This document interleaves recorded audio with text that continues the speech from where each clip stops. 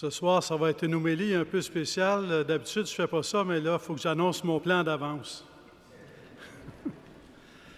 Alors, je vais commencer par parler de la croix, évoquer la croix. Après, je vais illustrer avec les fondateurs de Montréal, Maisonneuve et Jeanne-Mance. Après, je vais parler des jeunes. Puis après, je vais parler des martyrs d'Égypte. Alors, commençons par la croix. Il y a certes dans nos vies des moments de lumière, des moments de joie, mais où il y a aussi des ombres, des moments de ténèbres. Quelles sont les ombres de votre vie? Quels sont les moments de ténèbres dans votre existence? C'est une grande question parce que lorsqu'il y a les ombres et les ténèbres, on perd comme la force d'aimer, on perd comme même parfois le goût d'aimer, le désir d'aimer, ou on perd la foi en que ça vaut la peine de vivre et d'aimer. Et dans ce sens-là, les ombres de nos vies ont un certain pouvoir. Et Jésus-Christ, lorsqu'il vient donner sa vie sur la croix, il y a un peu comme ce paradoxe qu'il vient dissiper nos ombres, non pas tout d'abord par sa lumière, mais par sa croix. Parce que sur la croix, il a porté nos ombres. Sur la croix, il a porté nos ténèbres, ce qui nous alourdit dans l'existence, ce qui nous fait perdre le goût de vivre ou d'aimer, ce qui peut-être nous éloigne les uns des autres parfois. Il a porté sur la croix les différentes nuits de l'existence. Il a porté la nuit de la trahison, la nuit du reniement, la nuit de la souffrance, la nuit de la croix, la nuit de la solitude, la nuit de la mort. Et toute solitude ou toute ombre qui peut toucher notre vie trouve d'abord son réconfort, pour ainsi dire, ou sa force de guérison en se tournant vers la croix. Il y a dans la croix une force de guérison, il y a dans la croix une force de libération, il y a dans la croix une force de salut. On va bénir les huiles ce soir qui vont servir dans le ministère tout au long de l'année. Dans l'huile, il y a comme cette idée, ce signe que l'Esprit Saint agit et que l'Esprit Saint agit comme une force de guérison, comme une force de cheminement. Parce que se mettre en marche, parfois ça prend du courage, parfois c'est facile, mais parfois c'est difficile. Et il y a dans cette onction, donc c'est l'Esprit Saint qui vient nous donner, qui est en nous, qui agit comme une force de guérison, une force de cheminement, et je dirais une force de don de soi, une force d'engagement qui va jusqu'à sur la croix. Il y a les pères de l'Église aimaient dire, en regardant la croix ou en parlant de la croix, par ses blessures, nous sommes guéris. Il y a dans la croix une véritable force. Alors, quelles que soient les ombres de votre existence, quelles que soient les nuits ou les ténèbres de votre vie aujourd'hui, au moment où on se parle, au moment où on se rencontre, dans cette célébration, contemplez Jésus-Christ crucifié. Allez pas tout de suite à la résurrection. Commencez par Jésus-Christ crucifié. Et lui qui est vivant va porter vos nuits, celles qu'il a déjà portées par avance sur la croix. Il va venir en vous, vous porter. Il va actualiser en vous la force de sa croix, la puissance de la croix. Il y a une véritable puissance de la croix. The power of the cross is real. When you return to Jesus Christ crucified, we receive from Him the grace that heals, the grace that strengthens, the grace that pacifies, the grace that allows us to commit our lives to love, to God, to loving the others. So there's a real power of the cross. And in those holy days that we are living, it's a time to contemplate Jesus Christ crucified. Lorsque les Maisonneuve et Jeanne-Mance ont traversé l'Atlantique pour venir ici, il y avait des lumières, il y avait la beauté d'un projet de fonder Ville-Marie, un projet au nom de Jésus-Christ, un projet pour la mission, un projet pour la communauté, un projet de prière. Donc, ils étaient emballés, ils étaient enthousiastes, ils y croyaient. Le Seigneur parlait à leur cœur, il les attirait. Mais en même temps, il y avait des ombres. Il y avait des ombres, il y avait des nuits, il y avait les tempêtes, il y avait les guerres, il y avait la famine, il y avait le froid, il y avait toutes difficultés qui faisaient en sorte que ça devenait comme impossible de prévoir le lendemain. On s'est habitué dans notre vie à aller de l'avant en prévoyant le lendemain. On fait des plans, puis on prévoit ce qui va arriver demain. On sait peut-être d'avance que c'est d'autres choses qui vont arriver, mais on s'appuie sur le fait qu'on pense qu'on sait ce qui va arriver. Donc, on s'en va vers demain. Mais quand Maisonneuve et Jeanne-Mance sont venus ici, ils ne savaient pas ce que demain les attendait. C'était impossible de le savoir. Ils ne savaient pas s'ils étaient pour arriver vivants en Amérique du Nord ou le long du fleuve Saint-Laurent. Au début de l'hiver, ils ne savaient pas s'ils étaient pour être vivants à la fin de l'hiver. C'était toujours l'inconnu devant. Et sur qui s'appuyait-il? Sur Jésus-Christ crucifié, sur la croix. La croix était vraiment leur bâton de pèlerin, la croix était vraiment leur source. La puissance de la croix était ce qui les pacifiait, ce qui les fortifiait, ce qui les calmait, ce qui les rendait capables d'aller de l'avant, quel que soit l'inconnu, parce qu'ils savaient que Jésus-Christ était avec eux. Ils savaient qu'ils n'étaient pas seuls. Ils savaient que le crucifié était avec eux. Et peut-être qu'on a besoin de retrouver comme peuple de Dieu ce sens d'être capable d'aller de l'avant, même si on ne sait pas ce qui nous attend demain. Ce sens de tout miser sur la croix, de s'appuyer sur Jésus-Christ et de vraiment compter sur lui. Et on sait qu'il est là, donc de trouver notre paix, non dans le fait qu'on puisse prévoir demain, mais de trouver notre paix dans le fait que Jésus-Christ est avec nous aujourd'hui. Et qu'aujourd'hui, pour nous, il porte nos ombres, il porte nos ténèbres et il nous communique sa lumière. Mais sa croix vient nous guérir aujourd'hui, sa croix vient nous pacifier aujourd'hui, sa croix vient nous fortifier aujourd'hui. Et certainement que le 375e est une occasion privilégiée pour revisiter, autant qu'on le peut, en lisant, en priant, revisiter ceux qui ont fondé Montréal, ceux qui ont fondé la Nouvelle-France, qui ont fondé cette action en s'appuyant sur Jésus-Christ.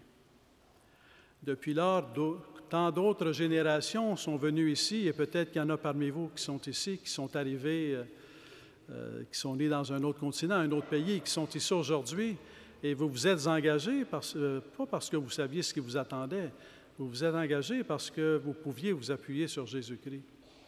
Le fait de savoir ce qui nous attend, et ce n'est pas ça qui fait qu'on donne sa vie, parce que notre expérience nous dit quand même un petit peu qu'on a beau faire des plans, c'est toujours d'autres choses qui arrivent. C'est jamais ce qui est arrivé qui arrive.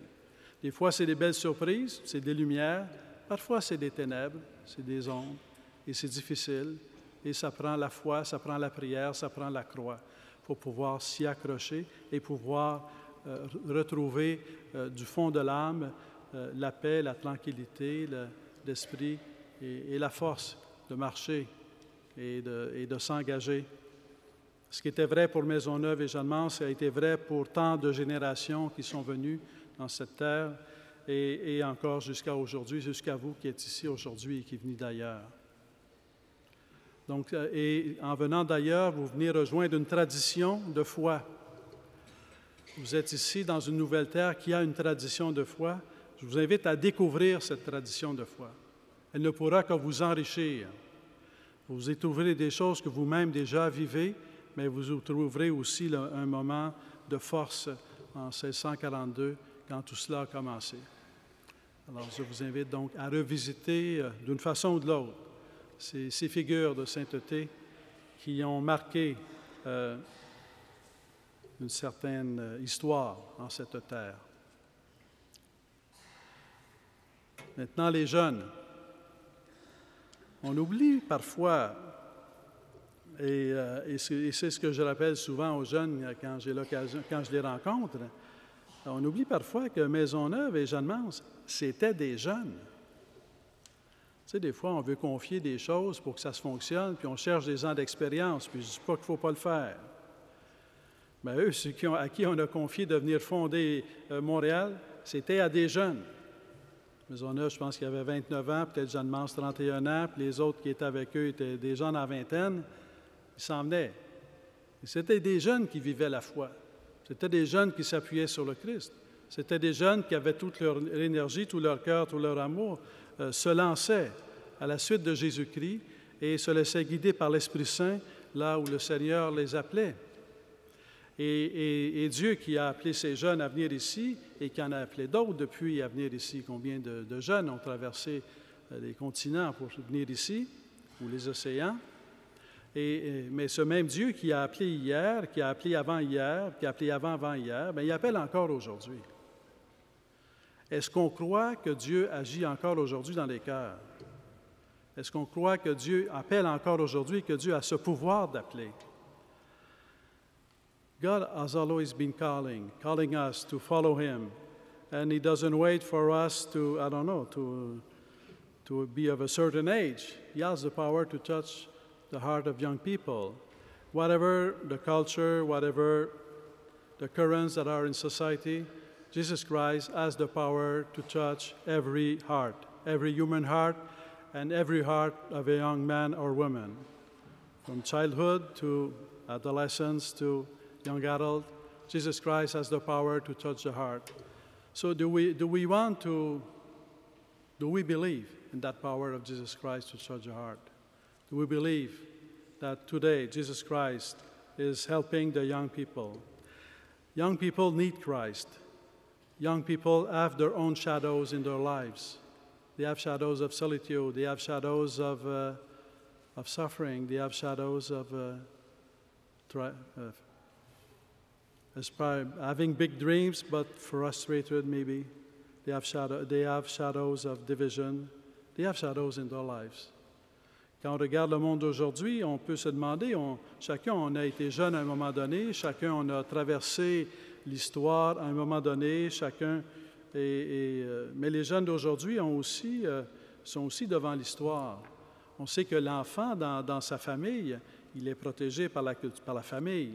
Mais dès l'adolescence, notre regard s'ouvre sur le monde et quelque part, un des enjeux de l'adolescence, c'est de ne pas perdre la confiance devant la souffrance, devant les guerres, devant les ténèbres, devant les ombres, de ne pas perdre la confiance en la vie.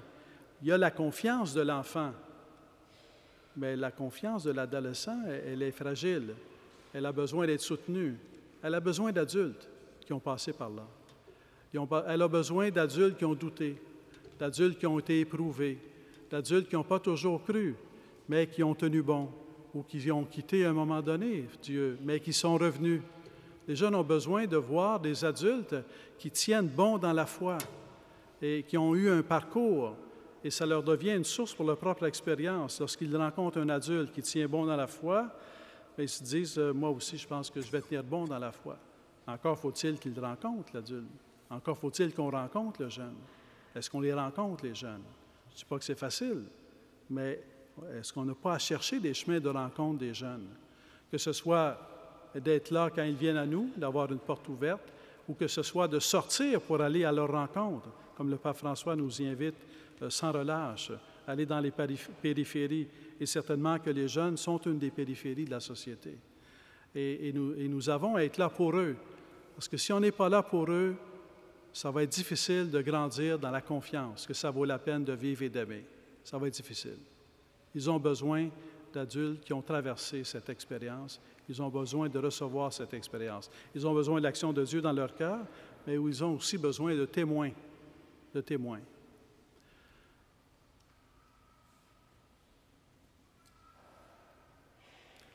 Les martyrs en Égypte.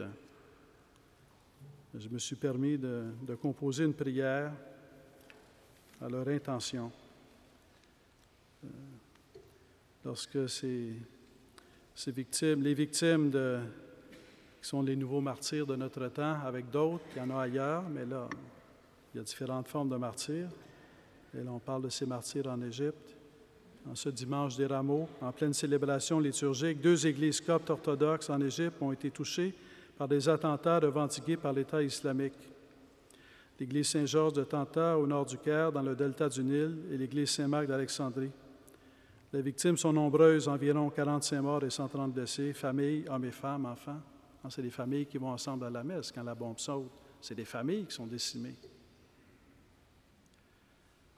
Last December, a bomb exploded in Cairo at a Coptic church of St. Peter in St. Paul, causing 30 deaths and 50 wounded, among women and their children. Les enfants qui étaient là, c'était des enfants qui étaient avec leur mère. C'est là que ça a sauté. Ce n'est pas seulement des mères et des enfants, c'est des mères avec leurs enfants qui ont été tués. Pope Francis said to His Holiness Pope Tawadros II, Patriarch of the Coptic Orthodox Church of Alexandria, "We are united in the blood of our martyrs." Ça fait déjà quelques fois que le pape François évoque, pour ainsi dire, cet écuménisme du sang. Nous sommes unis, quelle que soit notre confession chrétienne, nous sommes unis dans le martyre du sang. God, we pray for the new Coptic Christians martyrs after those of Christmas. We know that Christ Jesus, through His death and resurrection, has vanquished over death and evil. We believe in the power of the cross to transform suffering in love. Seigneur, conduis-nous sur le chemin de la paix, garde-nous dans ta paix. Saints archanges Michel, Gabriel et Raphaël, priez pour nous afin que nous sachions nous faire solidaires des familles frappées, des communautés chrétiennes bouleversées et du pays blessé. Marie, nous confions à ta sollicitude maternelle les communautés chrétiennes coptes, orthodoxes, catholiques et protestantes présentes dans le diocèse de Montréal. Nous te rendons grâce pour le témoignage des chrétiens coptes. Ils demeurent attachés à la prière. Ils ne cessent pas de croire au pouvoir de l'amour divin, de toucher les cœurs et de les transformer. C'est ta bénédiction qui les soutient.